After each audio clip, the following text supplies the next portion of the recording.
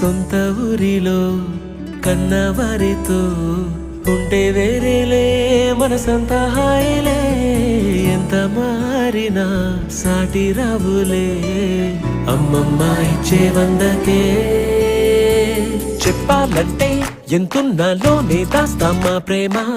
బయటే పెట్టే ధైర్యాలే లేవులే మాలో మాకే ఎన్నున్నా చెయ్యి వేస్తే మా మీద ఎవరినైనా తన్నేటి తీరులే